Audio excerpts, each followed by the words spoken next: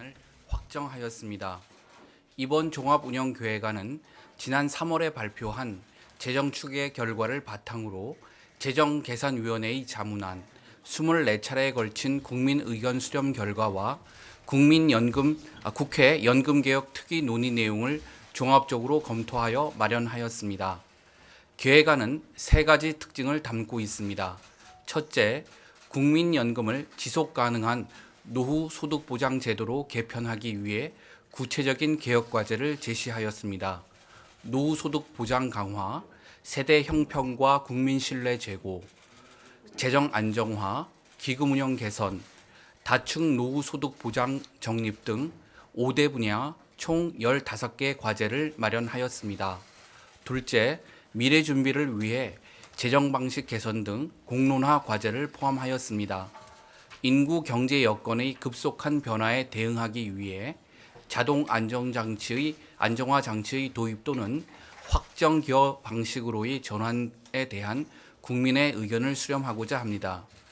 기초연금은 40만 원으로 인상할 계획이나 구체적인 인상 시기와 방법은 국민연금 개혁과 연계하여 논의해 나가겠습니다.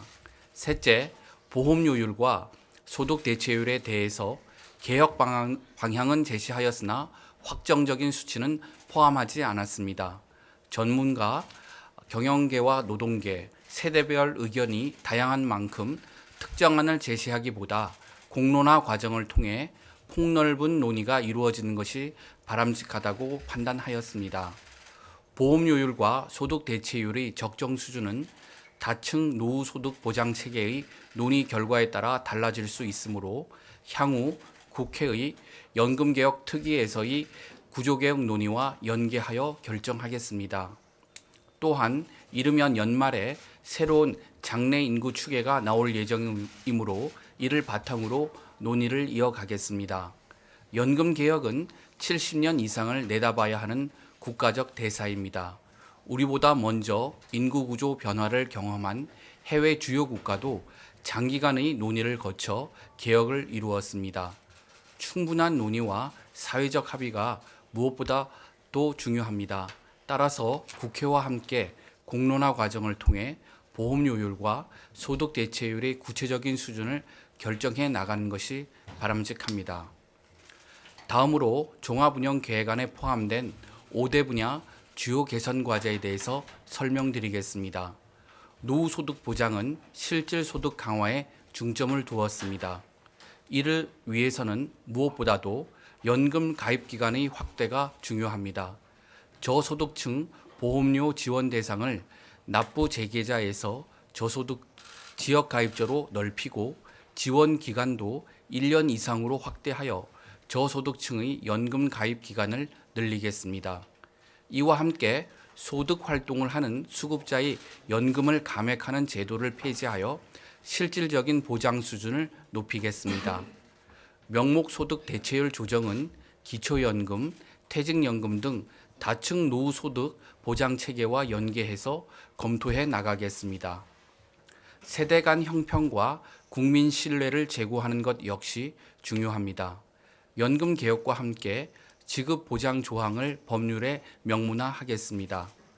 청년 세대를 위해 출산, 군 복무 같이 사회적으로 가치 있는 활동에 대한 보상도 강화하겠습니다. 출산 크레딧을 첫째 아이부터 지원하고 군 복무 크레딧 인정 기간도 6개월에서 전체 복무 기간으로 늘리겠습니다. 국민연금의 지속 가능성을 담보하기 위해서는 점진적인 보험료율 인상이 불가피합니다.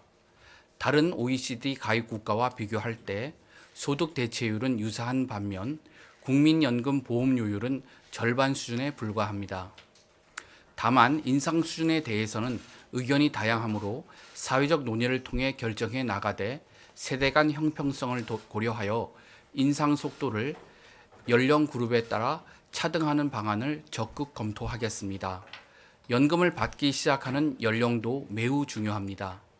고령화 속도를 감안하면 수급 개시 연령의 조정이 필요하나 은퇴 후 소득 공백 기간을 고려할 때 고령자 계속 고용 여건이 성숙된 이후 논의를 시작하는 것이 바람직합니다. 기금 수익률 제고를 위한 과제도 추진하겠습니다. 기금 수익률 1%포인트 인상은 보험료율 2%포인트를 인상하는 효과가 있습니다. 이번 계획안은 기금 수익률을 1%포인트 이상 제고하는 목표를 명확하게 제시하였습니다. 이를 달성하기 위한 해외 투자와 대체 투자 비중 확대, 해외 현지 사무소의 추가 설치 등도 차질 없이 이행해 나가겠습니다. 또한 국민연금 외에 기초연금과 퇴직연금, 개인연금과 함께 다층적인 노후소득 보장체계를 정립해 나가겠습니다. 이상의 개혁 과제 중 국고 투입이 불가피한 과제는 연금의 지속가능성 제고와 세대 간 형평성 강화를 위한 과제와 연계하여 추진함으로써 국민연금에 대한 국민의 신뢰를 확보해 나가겠습니다. 제5차 국민연금 종합운영계획안은 국무회의 심의를 거쳐 10월 31일까지 국회에 제출할 계획입니다. 정부의 계획안은 연금 개혁을 위한 본격적인 사회적 논의의 시작점이 될 것입니다. 앞으로 국회와 긴밀히 협력하고 사회적 논의를 통해 국민과 함께 개혁안을 만들어 가겠습니다. 정부는 임기 내에 연금 개혁에 관한 사회적 합의를 이룰 수 있도록 최선을 다하겠습니다. 국민 여러분들께서도 연금 개혁에 대한 지속적인 관심과 적극적인 참여를 부탁드립니다. 감사합니다. 국민연금 개혁안을 준비해온 정부가 조금 전 최종 정보안을 내놨었죠. 보험료율을 올리되 세대별로 차등 적용하자고 제안을 했는데 들으신 것처럼 구체적인 수치는 나오지 않았습니다. 그동안 논의된 내용을 단순 취합을 했는데 무책임하다라는 비판도 나옵니다. 김혜은 기자입니다. 보건복지부가 1년 넘도록 고민한 끝에 내놓은 개혁안에는 구체적인 대안 없이 방향성만 담겼습니다. 우선 가장 관심인 보험료율, 즉 가입자가 내는 돈은 올리는 게 불가피하다면서도 구체적인 인상폭은 공론화가 필요하다며 발을 뺐습니다.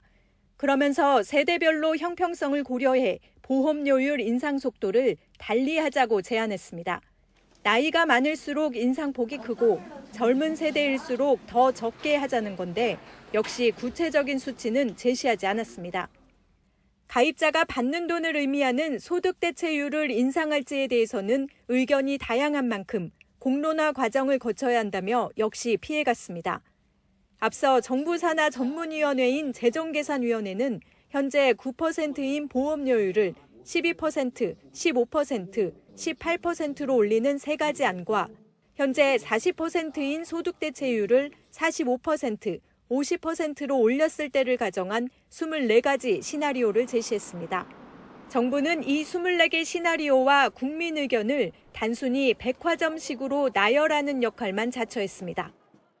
전문가, 경영계와 노동계, 세대별 의견이 다양한 만큼 특정안을 제시하기보다 공론화 과정을 통해 폭넓은 논의가 이루어지는 것이 바람직하다고 판단하였습니다. 하지만 뚜렷한 정부안 없이 제대로 된 논의가 가능하겠느냐는 비판이 나오고 있습니다. 정부가 그냥 뭉뚱그려서 국민들의 큰 반발이나 민심만 걱정해가지고 이렇게 제출하고 나면 사실은 공론화에 대한 논의들도 헛바퀴를 돌 수밖에 없지 않나 이런 판단이 훨씬 큽니다. 국민연금 정부개혁안은 곧 국회에 제출돼 이제 국민연금 특위에서 본격적으로 논의하게 됩니다.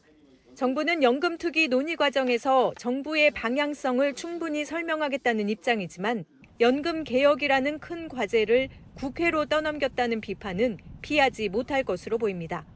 YTN 김혜은입니다.